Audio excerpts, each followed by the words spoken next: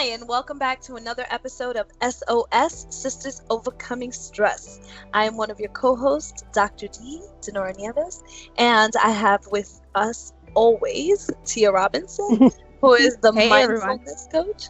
All right, Tia, so as we usually do, let's just get right into it. It's May, and everybody's starting to think about summer and fitting in that bathing suit and wearing the short shorts. Not that I know anything about short shorts, I'm just saying. So, Whatever. I've known you for how many years? No. so let's talk a little bit about obesity, weight gain, weight loss, weight stress, because as you know, we were just reading this article, and it says that 1 in 3 Americans are either overweight or obese, and for the Black Latino community, it's looking more like 1 in 2. How you feeling? Yeah. if you weren't stressed before, that was something to really do it. You know, and it's stressing because it's like when you look at what the statistics are when it comes to like BMI, and then you check your own, you're like, oh, am I that 1 in 2? which one am I? So I mean, it's jaw-dropping, but hi, my name is Tia. I mean, it's astounding, but I definitely could see that. I mean, just think about some of our family members that have health-related illnesses, you know, things going on with their kidneys or, you know, their livers or, you know, diabetes and high blood pressure. Like, you know, when you break down really obesity and how it contributes to your overall well-being, you know, I mean, we have things like Big Mama. Like, it's normalized, right? So, you know, Big Mama's not necessarily obese. You know, her BMI is like over 40, but she's not obese. She's Big Mama. Yeah. I think in a sense, that's a good point, because we do tend to normalize that. You know, culturally, for people of color in our communities, it's a good thing to be a little healthy. You never want to go home and your mama ask you why you so skinny. Right? Yeah. Because it means you ain't got enough money to buy food. Exactly. And I mean, I knew about that life for a period of time. But no, we do normalize our weight. But I think it also goes back, it's twofold, right? Because culturally, like, we show our love through food and cooking, right? And, you know, that's kind of like our way of connecting and showing that we love one another, right? You know, you go home on Sundays, you haven't seen your aunt, or, you know, you haven't been home to your parents in a while, and then, you know, like it'll be completely out of the norm for you to walk through the door and everyone know that you're coming to visit, and there's like no food. It's like, what? Yeah. But Eddie, you know, my fiance, for those of you who are listening, he has a great joke. He says, in my family, salads consist of potato salad, macaroni salad, tuna salad, but there's never any greens in the salad. That's just really not part of the food. I mean, did you try? You serve a salad? Did you try? No. Did you put any effort in to the meal if you're just serving salad? But like, what kind of salad goes on the side of potato salad? Like, I don't. Macaroni salad, not Greek salad, right? And not only is it a cultural norm, but this is so important for us to really acknowledge, is that beyond it being a cultural norm, it becomes a cultural conditioning. And so you move through the world and your palate develops in such a way and your expectations develop in such a way that that's the food that you like, that's the food that you want, that's the food that you crave, that's the food that makes you feel like home, that's the food that makes you feel welcome, that's the food that makes you feel valuable, right? Because people put the time and the effort and the energy, you know? And so it's taken me a really long time to transition to like, yes, this mozzarella with this tomato, like, this is great. These people really went out and got a good with a little basil on top, drizzle, and some truffle. Yeah, drizzle a little olive oil. I have an appreciation for that kind of thing now, but really, as we're growing up, that's not necessarily the way we're taught to cook or to eat, right? All right, Tia, so I have to confess and come clean. I go to the doctor a month and a half ago, and she says to me that my triglycerides are supposed to be a 150 and they are a 402, girl. Yeah. Damn. Like more than twice, like more than double, girl. Like, I'm really doing the triglycerides. Those of you who don't know, because I certainly didn't know, triglycerides are the fats found in your blood.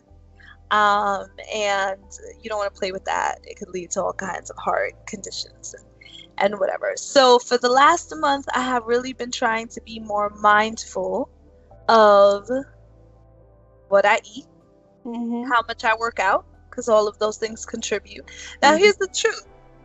My father was in the hospital for 2 months, and for 2 months, I ordered back-to-back plates of penne with Alfredo.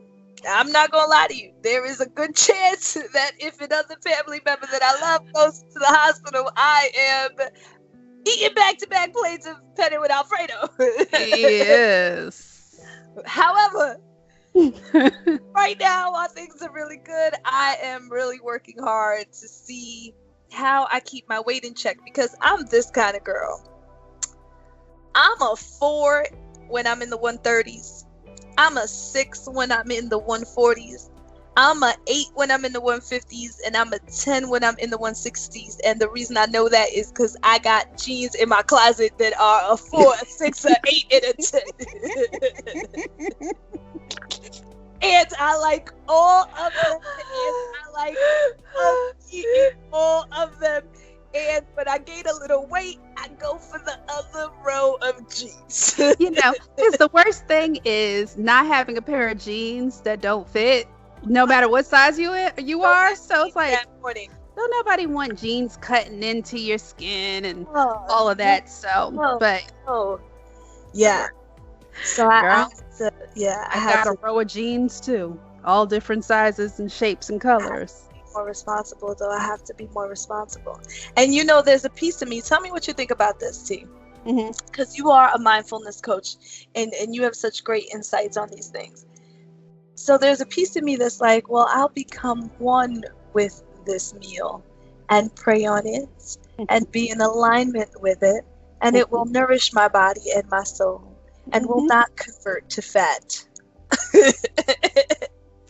Girl, when you've learned to talk the fat out of certain foods, the fat content, I need you to package that up and start selling it. Like, oh my God, if you I believe water and wine, you can hold these calories back. Man, listen, not when you're eating back-to-back plates of penne, you can. With Alfredo sauce. You can pray all you want. Pray all you want. Yeah. No, I believe in speaking over your food. I believe in speaking things into existence, but you also have to do the work, right? So faith without action. You know what I'm saying? Like, you want to look and feel a certain way. You want your body to look and feel a certain way, not look in terms of, superficial, which, I mean, if you want your body to look a certain way, then great. But I feel that you can't just be all talk, right? You can't be, even at our age right now, you can't even be, talk and I'm just going to change my diet. Like, you have to be active. Like, there's got to be a complete 360 change when it comes to how it is that we utilize food in our lives. And it really starts with our mind, your mindset. Just think about when you got that news from your doctor, right? And your doctor's like, you've got to change some things or whatever. Well, you had to change your mindset around certain stuff. Yeah, the penne with the Alfredo sauce is amazing. You're in New York, so I know it's good. What? You got Don't even tell me. What with Little Italy? What? Don't Okay, even tell me. good. Like, I miss home.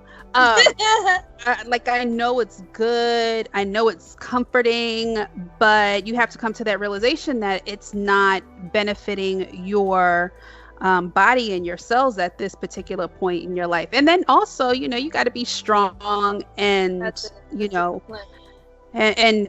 and strong physically, strong mentally for all the stuff that you were dealing with in terms of your father. So, you know, the penne might have been quick and easy, but, you know, there are probably a whole bunch of other things that it did in addition to raising your triglyceride levels. Yeah, like lowered my energy.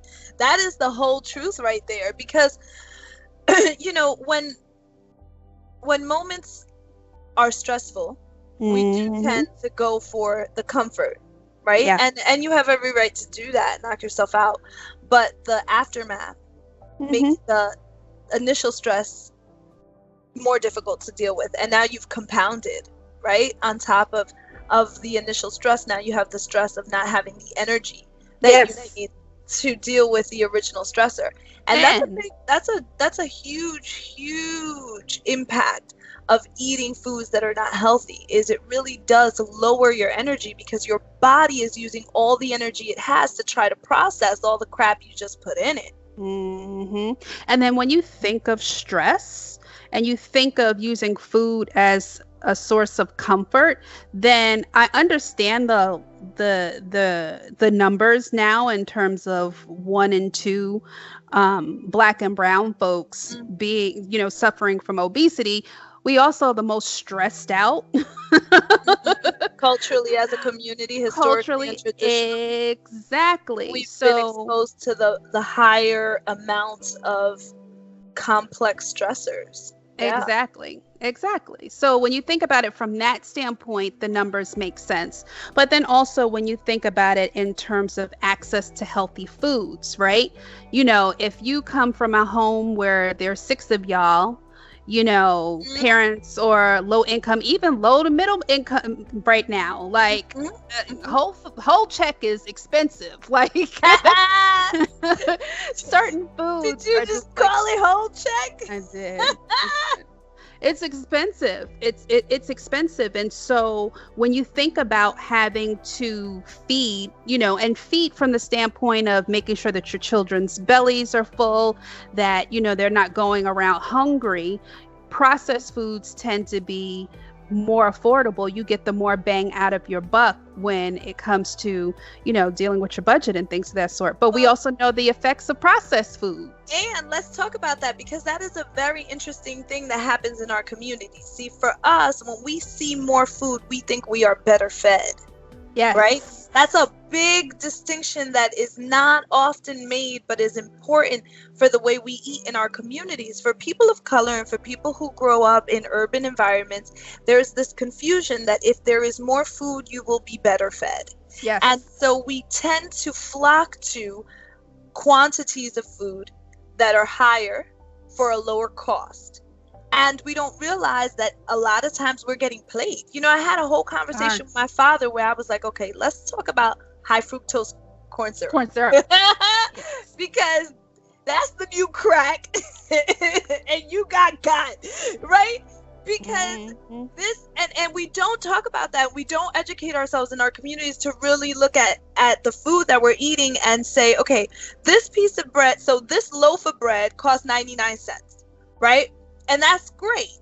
But in order for me to be full, I'm going to need 3 sandwiches because this is soaked in all kinds of stuff that makes me feel at the end of the meal like I'm still hungry. And 3 hours later, you're going to need 3 more sandwiches because with the high fructose corn syrup is triggering all different types of sugar levels and stuff in your system. And so though you may feel full for a short amount of time, you won't stay that way because it's not really feeding the cells. That's it. You won't stay that way. That's exactly it. You won't stay that way. And so you're hungry again. So now let's talk about whether or not it's really more cost effective for you to be buying big quantities of food that keep you hungry for a certain amount of money, or if you would have been better off buying a smaller quantity of food for that same amount of money that is healthier and is also going to last. in your Yes. system, right? It's Yes. going to keep you energized. It's going to keep you awake. It's going to keep you more productive. It's not going to cost you in the long run by either getting you hungry again soon, so you have to eat more food, or costing you in productivity because you're so tired you want to take a nap and you don't want to work, or costing you in healthcare later because it's leading to all kinds of illnesses that you don't really think about right now, but in the long run are really going to work on your term of life, on your lifestyle, right? It's really it's so important for us to really make that distinction. So I think, one of the takeaways really needs to be that more food doesn't necessarily mean better fed. Yeah, and truth be told, like I've cut out sugar. I cut out sugar for maybe the past 3 weeks or so. And let me tell you, that first week was hard. I've stopped sugar before, but this go round, like I really felt like my body my body knew that it was serious this time. Like it was like, no, like we're just not going to do sugar. I started to just become aware and very mindful of the fact that I was getting headaches and inflammation, and like the scale could show one weight one day, and then like a day later it could be 7 pounds, 8 pounds heavier, like just based off of sugar. Crazy, right? Hands were hurting, my feet were hurting, and I was like, this is not good. This doesn't feel good. And I know it's like birthday month is coming up, and people starting to take me out and treats and things of that sort. But I decided right before my birthday, it was like, I'm cutting this out. It's making me feel crappy, and I'm just gonna stop. So I'm one of those people. I'm a cold turkey person. If I'm gonna stop drinking something like alcohol or drinking soda, like I'm not like, let me just get this one last. I'm like, boom, we're done. It's a wrap. Yep. Listen, the remaining sugar cells, they went to battle. Had a tantrum. Oh my goodness. Like Chick, what you done did. Oh my goodness. Like they were like, we not going out without fighting. Like I mean, headaches, stomach aches. I had aches. And they say that sugar is one molecule away from I think it's cocaine. I would not be surprised. Oh my gosh. Like I really felt like I was pooky, like I was coming off of something. And then by the end of the fifth day, reference people. Oh, shout out there. Go ahead. I don't know. But yeah, by some listeners that are younger than us. Yeah. Too funny. Yeah. But yeah, by the 6th day, I felt clearer, I felt lighter, and then I've noticed that I'm eating less. So I literally can have like a protein shake in the morning, and then like 2 or 3 o'clock, I feel like I might need a meal or whatever. And then when I get home, my body is immediately going to tell me like, you're either hungry or you're sleepy. Like there's some days I want that third meal. There's other days where I'm tired and I want to go to sleep. And I've been waking up super early. So I wake up every morning to meditate. And some days it's a struggle. Even 12 years after doing this as a daily practice, there are days when I'm like, I just don't want to get up and meditate. And I'm waking up bright-eyed, bushy-eyed, bushy-tailed, bright-eyed before, the sun is up. And I'm like, all right, let's start the day, so then that's moved into meditation and then working out. So just little things like pulling something like sugar from out of your diet. Like it's made a complete change in how I'm operating on a day-to-day. And it's been 3 weeks. Yeah. It's so important. I mean, diet is so important. Those of you listening, if you have any diet tips or any nutrition tips, please leave us comments, because you and I are not dietitians or nutritionists by far. But one thing that we have in common, and we've talked about it a lot over the years, is that we've had to play with our diet often, because not necessarily just even weight, because we're not, we don't tend to care as much as we maybe should, but certainly around how we feel, right? Yes. So when I became a vegetarian, that was a huge transition for me. And one of the things that happened as a result of becoming a vegetarian is that I went heavy into starches. And that became my sort of safe space when it came to foods, because everywhere I went, if there, there was meat and a starch, and that was often my choice. And so if I wasn't having the meat, I was having the starch. And so it really became a struggle for me to start to look at my starches differently, and, not always eat the rice, and not always eat the mashed potatoes, and not always have the bread on the side, or the bread in advance, or the bread afterwards. That's how, I love bread, girl. Or the bread for a snack. Or the bread for a snack. And the other thing that I've started to really look at lately is the dairy. Oh. And I know there was a reason I took that pause, because I know that was a big thing for you, T, particularly when you had, the issues with what could have been, but wasn't really, but maybe was, asthma, right? But, the dairy is a big piece too, is really minimizing the dairy, which again, when I became a vegetarian, the cheeses became my protein source, right? Or a big place that I would go in search of my protein. So a big piece of this has really been about looking at everything differently. I was reading about what vegetables, and there was this whole article that talked about not eating vegetables that are grown underground, because those are the vegetables that are heavier in carbs, right? Which is one of the things I need to be looking out for right now when I'm watching my triglycerides and trying to get them back to a normal level. So that was big for me. First of all, I had to figure out what fruits even grow underground and what vegetables even grow underground. You're like, what's a root vegetable? Okay. Just for those of you who don't know me, I'm not growing nothing. But our backyards were concrete. We growing. What? I had a yard. I just wasn't allowed back there, so I didn't know what was happening. Ours was covered in concrete. We had like a little grass patch. You are funny. Listen. But remember, I had the swing set. Yes, you did. I played out there though, because it's gonna be alone. But anyway, that's another episode. Whole nother level of stress. It's a whole nother level.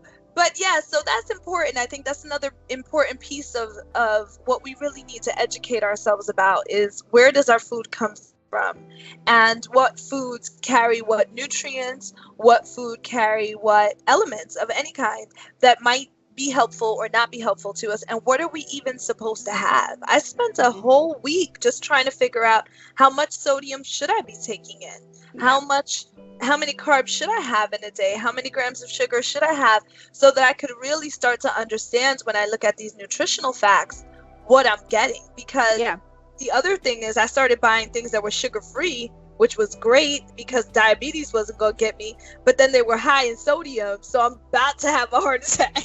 Right? So that's the other thing, is just educating yourself on how, being an educated and well-informed consumer of foods, so that you really know what it is that you're putting into your body. I'm really shocked at how little I used to know about what was going in my body, and how much trust I gave people that you sold me stuff. I mean, let's not even talk fast food this episode, but the way I trusted some of those chains, I swear. Blindly. I mean, because also, like, just think about it, we're not really taught nutrition, right? And if you come from a background where it's like food is survival, right? Like, then it's like you need food to survive. Like, here's food. You have access to food. And not just food, first available food. Exactly. First available food. Here you go. We're not trying to dig too far. We're not trying to look too hard. We don't want to read too much. And we definitely ain't paying a lot. No, and we just want it to taste good. But, when you think about it from the standpoint of, like, I think the extent of my nutritional education was, when you eat, you have a starch, a vegetable, and a protein. Like, those three things create a meal, right? And now when you look at things like macros and like, well, what's in the starch? Is it high fructose corn syrup that's in it? Is it grass-fed meat? Or, do you have a good source of protein if you don't necessarily eat meat? Like, looking at it from a holistic standpoint in terms of, food and nutrition is something that, I wish we got more of when we were younger. Absolutely. And it's something that, as you grow and you are informed, in your youth, it's something that you take on as an adult, as Yeah. opposed to, being almost 40 years old and For those of you whose trying to figure it phones out. and podcast subscriptions cut out right there, we're about to be 40 and Sia does not like to admit it. I'm all over it. I'm gonna get a shirt that says I'm 40. Or it's older than me, y'all. But But no, I think it's what you're saying is incredibly important. And the other piece of that is finding substitutes, right? Because I think the other thing that we do is we over romanticize the flavor of the foods that we have eaten, right? That we attach to home, that we attach to childhood, that we attach to a good time, that we attach to comfort, listen, right? you don't know how many times I have heard, but the recipe requires pork. It's Yeah. not going to taste good Yeah. if it doesn't have pork. Well, I know it as a vegetarian. So I understand what you're saying. And that has been a good lesson for me, is even substituting, because like right now, for example, as I'm watching my starches, I'm big on barley, because barley is really helpful for me in terms of lowering my triglycerides. And so rather than making a pot of white rice, I'm making a pot of barley. I make it exactly the same. And I put a whole bunch of garbanzos, that's chickpeas for you guys. I put a whole bunch of garbanzos with sauce on top of my barley, and I eat it with some aguacate. I think I'm supposed to say avocado, but it sounds really ridiculous, so I'm just gonna keep saying aguacate, right? So, and that's the meal for the night, and that's a really wonderful way for me to end my day without having to worry about what that rice is gonna do, because that rice is great, but then you start to feel it, and it takes you out. It'll take you out for the night, and eventually, that's the kind of stuff that takes you out for life. Yeah. So really starting to welcome in some of those substitutes. I mean, since my doctor pulled me to the side really early April, I've lost 10 pounds. Good. Which is great. And I have 2 more months before I actually go and get my triglycerides tested again, so I will keep you all informed. But really, just even the weight loss is an indication that something is working in my favor, given some of the changes that I've made. So it's just a matter of maintaining them. And it's not so hard. I just never would have thought of it. You know what I mean? I never would have thought to cook my barley up. I don't think I knew what barley was. I still really don't know how to find it in the supermarket. I still have to ask somebody, right? But I wasn't well informed about what my options were. I went with whatever was always available to me and what I was comfortable with and what I knew, as opposed to now that I have an advanced level of exposure and information, what choices can I make that would be more helpful? Yeah. That's interesting. I have this conversation with my parents all the time about traditional foods, and coming into a knowledge and understanding of how there was a period of time when we didn't have options. Like, you had to eat what was provided or what was given to you.